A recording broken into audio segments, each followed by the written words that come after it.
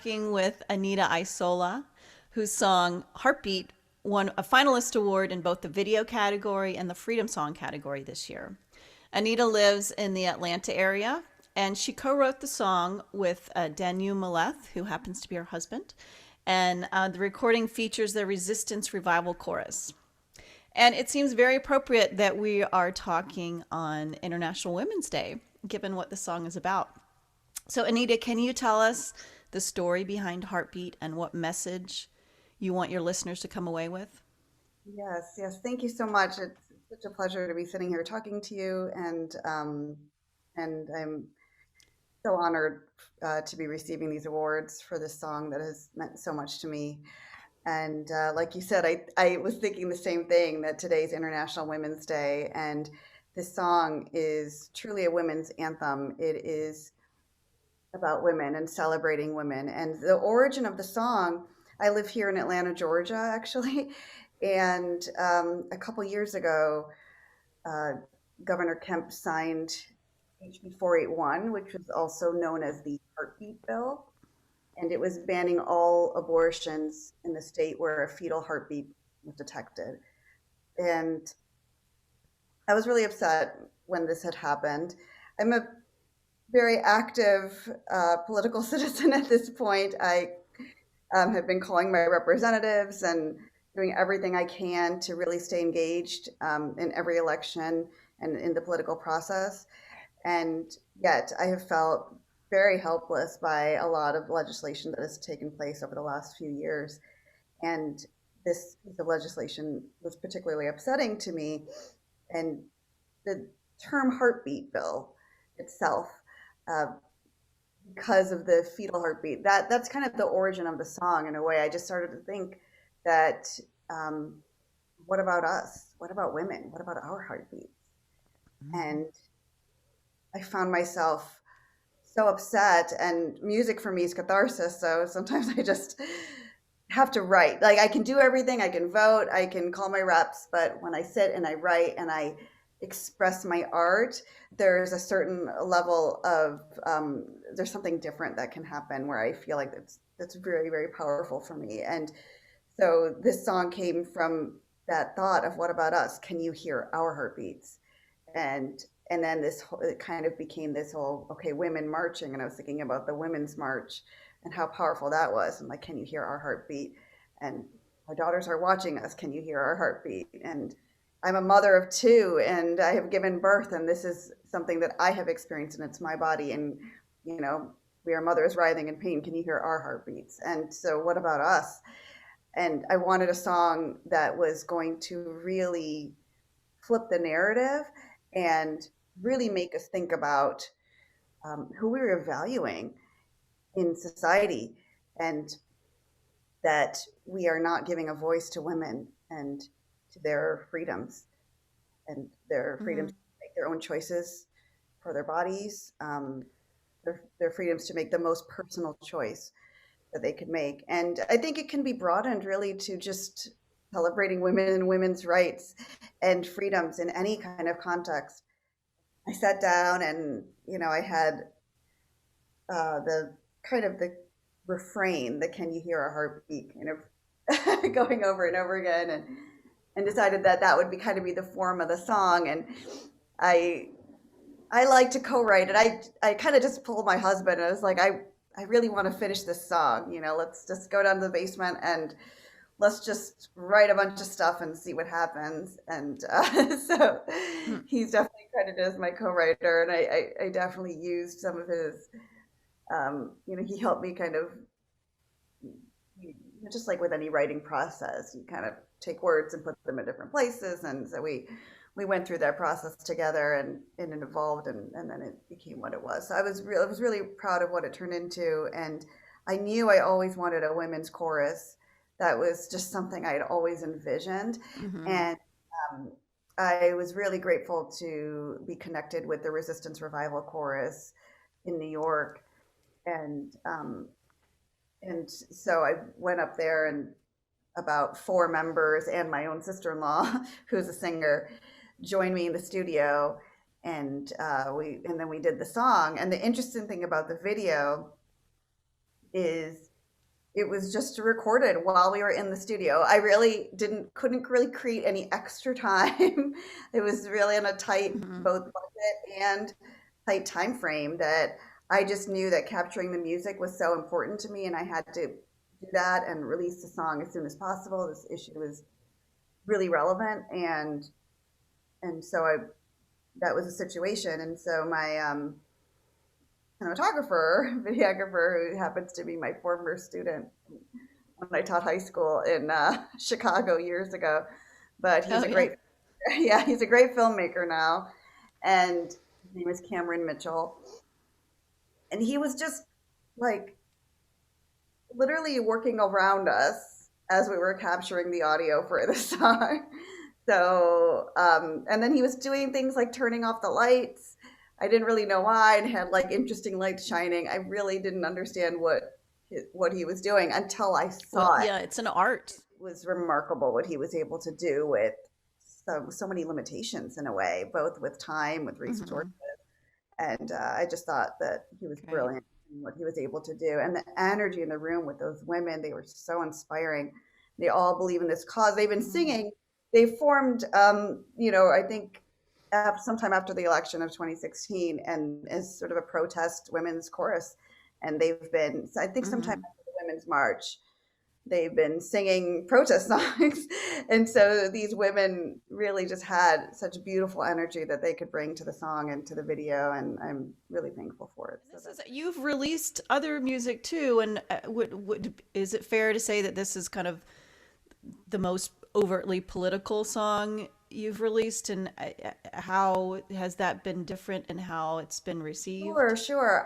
This is certainly uh, one of the most political and I think most overtly political. I've had other songs before that that could be going in that direction. And since Hmm. then, and I also have a song I wrote for my mother. It's called Tourist in Every Town, and it's really about Indian immigrants and are just sort of the Hmm. immigrant experience. And we're not that different. And it's interesting. I wrote it so many years ago, but so many years later, it started to take on a political undertone because of Hmm. how the rhetoric was starting to turn towards immigrants. And so I Right. just found myself as a songwriter not realizing at first that I was going to enter a political space, and gradually starting to enter that space. Like even just with the live performance, it was like sort of the day when I first finished writing the song, I performed it live, and there was a video of that circulating, and there were a lot of really hateful comments, um, and I thought, wow, okay, this is what happens when you decide to speak up about such a polarizing issue. And I just had to Hmm. kind of have my eyes wide open, be like, I'm about to release this, and I have to be okay with all of it. Right. Right. And so Right. there was a little bit of fear, but I think I'm glad I had a little pre, Yeah. because then I had to face it before I could really release it, and then have all sorts more stuff stuff being said. And then by the Right. time I was like articles were being written about me in like right wing news outlets, there was a certain point where I was like, okay, that's kind of bad. Yeah. That's I take it as a Yeah, I've actually written some political parody songs, and we did one called "The Liar Tweets Tonight" a few years ago, and we posted it on a right wing website just to see what happens, and it actually got a lot of attention. And it's just interesting how sometimes you got to make people angry to get their attention, and wow. Oh, wow. so Yeah, anyway, exactly. At first I was like, oh no, I don't want it to be like captured by these yeah, outlets. And then I just had to, like, this is the message, and I have to be yeah, they have proud to be of strong and strong, and I have to be proud. And but I right, was scared at first. I have two little kids, and I was like, what is yeah, this going to mean? And, um, right, but I felt like it was important, and then I was so glad that I pushed forward with it. yeah. So you started your musical career early with piano lessons and then in studying Indian vocals, and then eventually you moved on to jazz and blues, and And as you said, you've kind of graduated or moved on to more political, social issues. Can you just kind of talk a little bit about how your musical styles have changed over the years, and how your studying Indian traditional music has influenced your style now? Yes, yes. So I studied classical piano from a very young age and loved it. And then I also studied Indian classical vocals and sitar. And I, always loved popular music and jazz and blues, but never really studied it until later. And I always wanted to write. And I always thought of these things as very separate. And I think there was one day, Really? yeah, I just, maybe because I had sort of and now there's so much more awareness of different cultures and Indian culture. But I think when I was growing up, I had like my Indian self and my American self at school and my Indian self somewhere else. And I think I was compartmentalized in Mm-hmm. my music as well. Okay, now this is when I play classical piano. Interesting. And this is when I sing Indian classical vocals. And I just couldn't really understand the concept of bringing all of these things together at first. Um, and I think it's interesting. It's like a metaphor too to how I was as a person. And so as I got older, those things started to mesh, and I felt so much more at home, realizing that I really can be the same person who really represents all of these things. I am Indian and I'm That's great. and my music can be both Indian and American. It does not have to be separate. And it was kind Right. of awakening. Like I visited my sister. She was taking some kind of musicology class. I think I was just in high school, and I performed sitar and some Indian vocals, and then also like played classical piano. I was a very serious classical pianist at that time as well. And the professor said something like when I was playing piano, and then I had just played sitar or like did some Indian ragas. She's like, "What if you put that into this?" And she's pointing to the piano, and I just kind of looked at her. I was like, "What?" It was hilarious. I literally didn't get it. You had just never thought of that. I didn't get it. And when I first started writing, I needed to just start writing. I knew I needed to express something, and I had to just let it come out and not worry about what it was.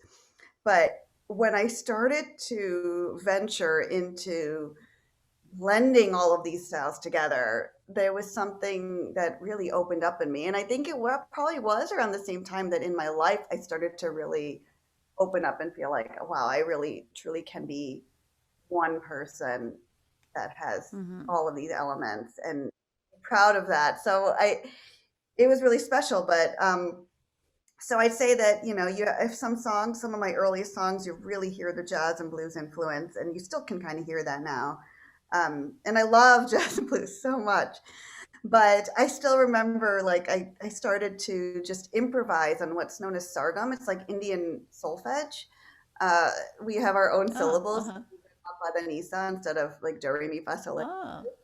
And when you're improvising within a raga, you can do it just also with sargams. That's just part of the Hmm. improvisation that you can do. So one day I was just singing this line. Let me see, like re sa ni pa ni sa re sa ni pa ni sa.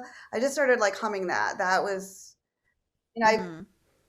that was what was coming to my mind. And then I started playing piano chords. And then I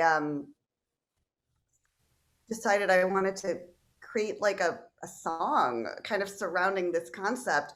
And then started to have verses, choruses, and then improv and sargam, and then, both vocally. But it was a big departure from anything that I'd done previously. And Hmm. I performed it thinking, wow, people are going to be like, this is the most bizarre thing I've ever heard. And there was such an incredible response that I had so many people tell me that this was like my favorite thing you've ever done. And I just knew Hmm. that I needed to explore that. Ni sa sa ni sa sa ni sa ni sa sa ni